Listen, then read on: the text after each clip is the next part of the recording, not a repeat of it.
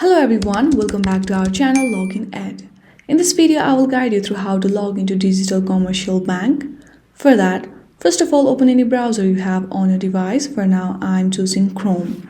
Then, on the address bar, search for dcbank.ca. Then, the official website of Digital Commercial Bank will be opened. Now, on the right side, you will see Login button. Click on it. Here you have different login option for different category. Choose in which category you want to log into your account. Then click on login button.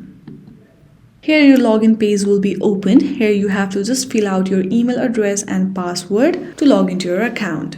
Let's enter registered email address.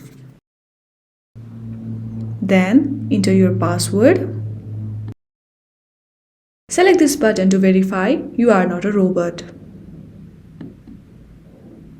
If you do not remember your password, then simply tap on Forgot Password option available there.